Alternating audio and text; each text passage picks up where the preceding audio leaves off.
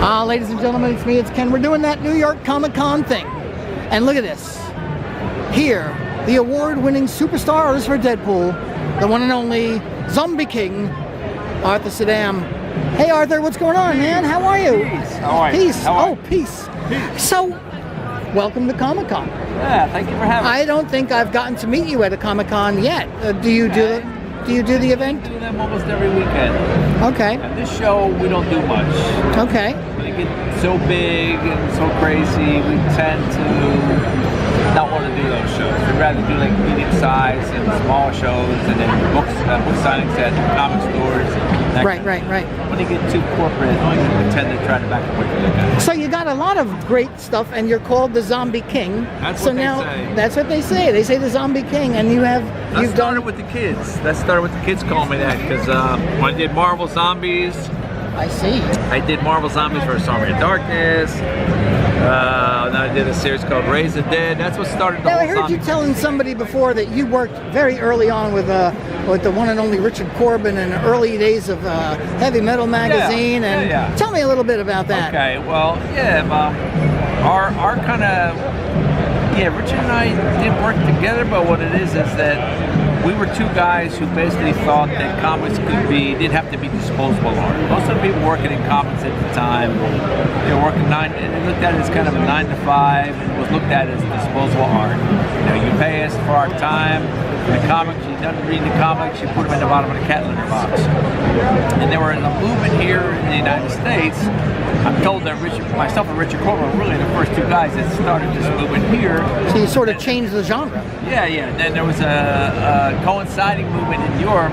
Here was kind of started by me and Richard Corbin in Heavy Metal magazine. And Richard and I were the first artists that they hired for the magazine. And our mission was that we said comics can be fine art, and that's what we're shooting for. The stories can be real literature rather than disposable. Because they're and the art can be art that you want to keep rather than throw it in the garbage can when you're not reading.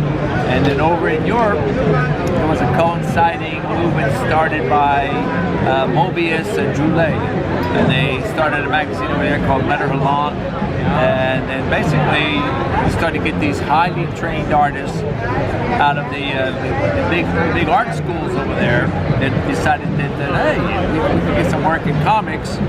So you had a lot of guys that were highly trained, they could do good work, and started over there with Letter Halon. Over here started with Heavy Metal magazine. Heavy Metal was so successful, basically a lot of other artists, a lot of them who were working in comics at the time, jumped on our bandwagon and started to continue that same artistic trend. And then Marvel got nervous about it, so then they put out their own version of it, which was Epic Illustrated. I was the first artist they hired for Epic Illustrated as well. We just continued the same thing there, which was basically to write uncensored stories that were shooting for fine art, and writing for adults, not for kids, and that was a huge success as well. And then from there, that opened up the doors at DC Comics for Frank Miller to do Tales of the Dark Knight and Alan Moore.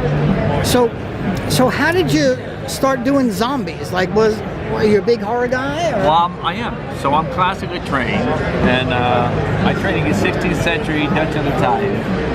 And 90% of that curriculum is all figurative art. So it's figurative art, and the basis of that is all anatomy. So I had to do a lot of work with cadavers. I spent 2 years in a refrigerator working with bodies. Ooh. We had to take them apart, put them back together again. We had to draw them, we had to sketch them, we had to paint them, we had to sculpt them, each body part, and then the thing as a whole as well.